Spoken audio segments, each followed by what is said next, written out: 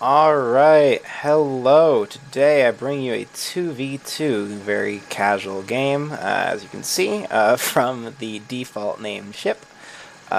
We are working with a red team. We have a spire named Free Content, in all caps. They really are just into that, I suppose, as, I am too, as much as the next guy.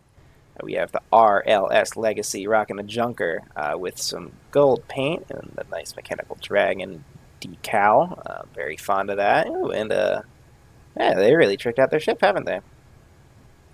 On the blue team, we have a magnate, the Spongex Sanctus, also with their own decals, and doesn't look like any paint, but that's okay.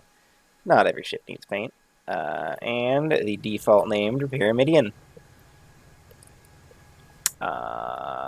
Let's see. They have a fairly standard loadout, all things considering, probably the default, with the short-range weapons on the front and the ability to do that ramming damage that they're all known for. On the Sanctus, they have a slightly atypical loadout with, it looks like, a short-range side and a long-range side. Nope. Actually, it's a combo. They have a flamethrower on each side, which is one of the most short-range guns on the game, comboed with the longest range gun on the game, the Merc Field Gun on the front there. Now, this is an interesting sort of combination because the Merc Field Gun has almost no arc to the left or right, which basically means you have to have the gun positioned right at the correct angle, which makes other guns a little bit harder to find arcs like that. Now, in theory, yes, the flak cannon, which is not the most popular gun, the Inkaida flak cannon as it's called, can find some juicy shots into the actual health of the ships once the armor's down to the Merc gun. But the arc, it'll have to wiggle back and forth a little bit. And it looks like the game is underway with the Pyramidian flanking behind, taking its leisurely time as the Sponge X, Sanctus, I'm going to call this Sanctus, takes some Gatling damage from both the Junker and the Spire. Hulls are going down, and let's see if the red team can sink any juicy kill shots into it before the armor comes back online, and they can't for right now. But the Magnate is helpless as it is turned the wrong way, with guns only facing the front. That being said, the red team chose some very slow ships, so it doesn't seem as if chasing will be very viable. Now, the Pyramidian finally did reach its destination, taking down the armor of the Free Content. Free Content, the Spire being a very, thin-coated. It's not known for its armor, it's known for its killability, basically. In both that it can be killed and that it does do killing. The Magnate is taking a little bit of time to repair up on the other side of the mountain, but they are backing up to meet their Pyramidian ally and give some help. The Free Content is laying some juicy kill shots into the Pyramidian as its armor goes down. Engineers frantic to repair it. With a good Junker on the side and not giving chase quite yet, it seems as if their armor has also been pierced and they're repairing up. Magnate coming around to meet the Legacy, while the Free Content should be able to take down the Pyramidian given enough time. Yep, there we go. Alright, let's go over and see what's happening over here. So it seems that it's a one-on-one battle. Some of the guns in the Legacy have gone down from the shots on Sponge X. Let's take a look. What heavy? They have a Minotaur. They have 2 Minotaur heavy cannons. So that's good for crowd control, but not necessarily good for damage. Generally, they are having a Hawacha on the front, or on their heavy weapon slot, but they chose to be a little bit different with this.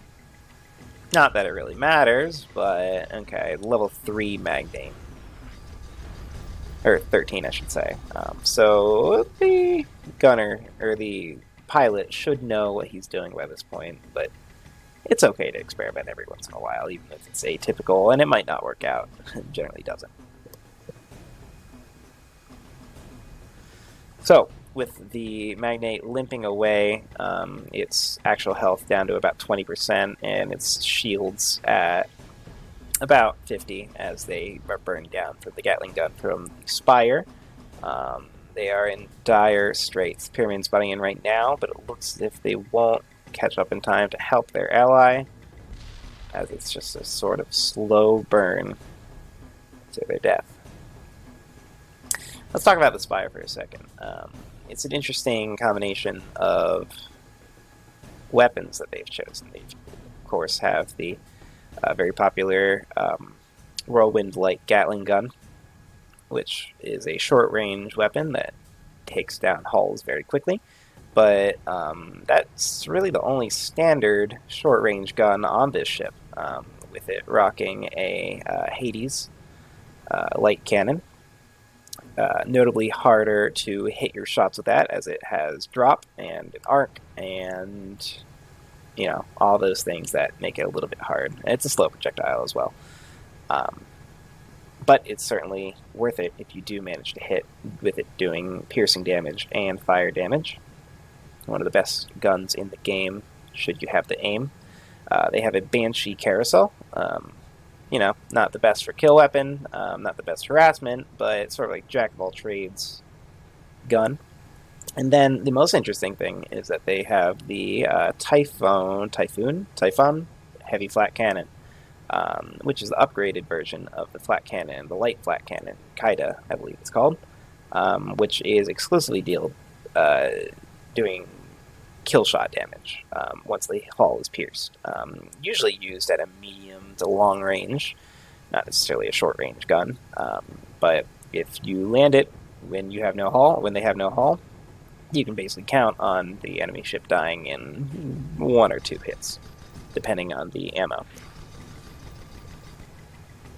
So, it's a slightly different build that you see on the Spire, but we'll see if it pays off. They're already up 2 kills, but it looks like the Pyramid, they're hanging on by a thread. Engineers scrambling to repair that, and it looks like they will repair it for the time being, but the Pyramidian is laying those Gatling gun shots right into it. In fact, oh no, disaster for the blue team. They didn't get the kill off, and they are repairing up.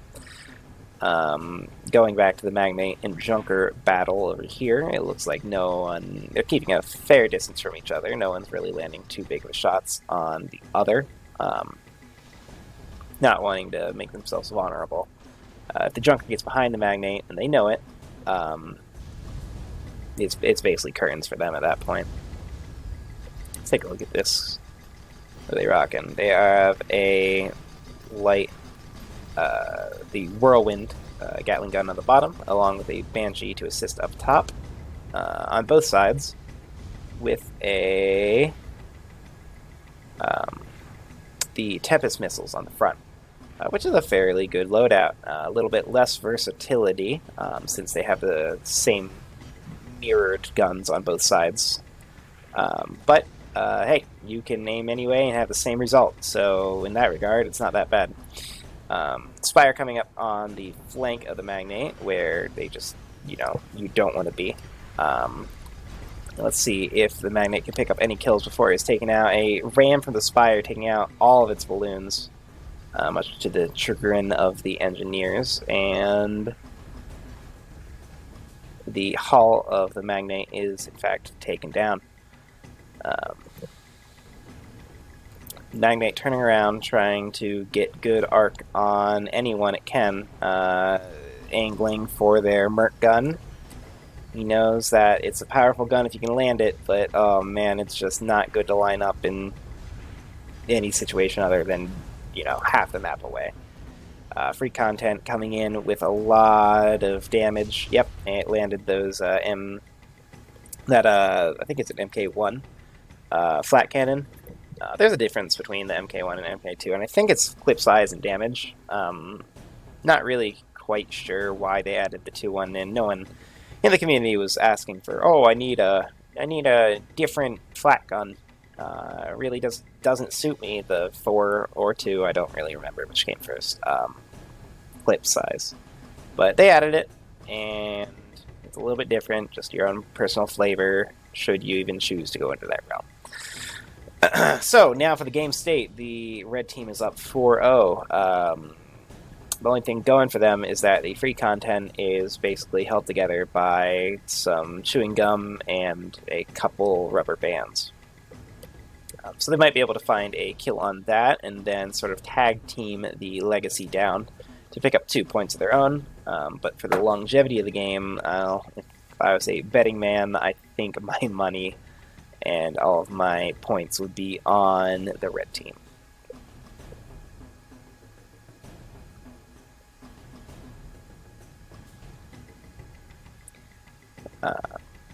Yeah, so let's talk about the Magnate for a second. The Magnate's one of those newest ships that they've added with the Alliance DLC. I believe it's free for everyone, though, because we have good devs on this game, in my opinion, at least. And yeah, I think it's a very pretty ship. It's very bright, lots of sails. I think the first Magnate name that I named it was Too Many Sails, which, it's arguably just a little bit saturated in that department. But when it comes to firepower, there aren't too many that would match it, with having 2 very strong broadsides with a heavy gun each, along with 2 guns that can point forward, sort of like a Pyramidion, if the arc is right. You don't have this silly Merc gun in the front, along with some supporting light guns in the back as well. It's a fairly okay cruising speed for what it is. Some decent turn, nothing awful that you should really concern yourself with, to my knowledge. The only giant flaw of this ship, which, I mean, it's intended, every ship should have a flaw, is that it has no protection from the rear. And it can very easily be, overtaken and, killed, sunk, if you will. Damaged, exploded with the engines if they get that flank on you. So the Pyramidion taking some initial damage from the Tempest missiles that the Legacy is firing from its not aft 4? Yeah, it's 4 guns. Bow guns, maybe. Although that sounds a little bit weird. Definitely, we'll call it the 4 guns. With it flying in close to get some of those juicy short-range damage in. But it's okay to, poke a little bit and see what you can get damage-wise done at the beginning. With the free content hanging back because they know their position. And they also know that they're 75% of a long-range ship anyway. Firing off some of those Hades light guns to assist their ally. Pyramidion on the run, its flank is exposed to the Legacy, and it looks like they're turning around to the right, which is not the best turn for the Pyramidion, as they don't have any guns to their right. But they do have guns to the left, so that's sort of not an error, but just a worse choice on the captain's part. But you learn that with experience. And it looks as if the red team is closing in for the kill, bringing in the Spire for the short-range damage so they can land their shots. Now, it looks as if the Magnate has landed some good shots onto the heavy weapons of the Spire. But the Pyramidion is taking some actual damage as its hull is currently broken. We'll see if the Magnate can take down the Spire before the Pyramidion is taken out, and then maybe they could turn on the Junker, like I said earlier. I don't know if they can quite land the shots. They have fire on the hull, 1 damage ticking, and there goes the hull. See if they can get the and there's the kill shot. There we go. All right, it's a 2v1 right now. The Pyramidion is damaged, but they are repairing as we speak. Hull is at 60% health, and its actual health is rocking about 40. But the Legacy is turned into a bad position as the Magnate is peppering them, and the Pyramidion is, well, they're doing the best they can. Yep, their hull is being taken out as we speak by that Merc gun, which is actually doing work. And there we go. That's the kill shot on the Junker. It is 4-2. The Spire spawns in, and the Pyramidion heals up. Now, the Pyramidion is definitely, once again, going to be the target for the red team once they both spawn in, but I don't think the... Yeah, they're backing up currently a little bit. At least... Yeah, backing up. Using that long-range kill potential to see if they can pepper the Pyramidion down before they even get close. So, bad news is that fight, they lost 2 of their ships, and the blue team is closer to winning, but the good news is that they're fresh, and they're going in together. Must be in communication, which, surprisingly, some of the teams don't quite do enough of. But, I mean, come on, it's 2018. You should probably have a microphone. Especially in, like, team games. But I digress. So it looks as if the 2 people are, in fact, focusing the Pyramidion. Let's switch over to that. And, yep, the hull has caught 2 fire, which is a negligible amount, but it's, you know, something to worry about. They can stack up. Engineer's taking it. And now, oh man, looks like the free content might go down. The Magnate challenged them to a long-range duel, and it looks as if they just might win. Oh man, there they go. And now it's 4-3. They're almost tied up. But the Legacy is, in fact, going in on the Pyramidion. The Pyramidion has a decent amount of hull left, but the Legacy is turning to its flank as the Pyramidion flies away. Now, it looks as if the engines are fairly okay. Pyramidion turning to the left, which is, in fact, the way to do it if you want to have arc on them. Pyramidion's hull goes down, and its actual health is exposed. Okay, the engineers repair it up, and the Legacy's hull is in danger of falling. There it goes, it goes down. Let's see if the Magnate can respond with some kill shots. Let's see if the Pyramidion can heal up fast enough to not get taken out before... There we go, and the free content is flying in from the below and at the rear of the Magnate. Alright, there it is. It's 4-4. The Junker goes down. The Spire flies in. We'll see if they turn around or what they do. And now they only need 1 kill. Anyone needs 1 kill. The Pyramidian's low. The Magnate's in a bad position with them being the flank, but they're turning around right now, and the Spire is flying in directly. This is a very bold move. Sort of race to the finish. The Pyramidian turns. The Gunner is on it, and they lost their hull. Like I said, the Spire is paper thin. They poke with a ram, lose a little bit of balloon, but that's negligible, and we'll see. Their guns are on fire, especially their main gun, and that's the health going down halfway. The engineer's scrambling to repair the hull, getting some flame from the Magnate, and... Okay, there's 5 fire on the hull. Pyramidion turns, and the Magnate is below them. It looks as if they duck down. The Spire... Oh no, they used tar on themselves to... and... This might be it for them. We'll see whose weapons break first. They tar themselves and drew the Pyramidion into it. With Pyrian probably doesn't even know what tar is with the flyer level. And that's it. The blue team wins. They came back from 4-0. Wow. That takes some real engineering. But hey, these things happen. You go in at the wrong time. You go in without your ally. You let your ally die. You do the wrong targets. I mean, there's numerous factors to this. That was a hard victory for Blue, but they managed to pull it out. They even had the oh man, I'm astounded. Well, yeah, like I said, if I was a betting man, I would have lost all my money.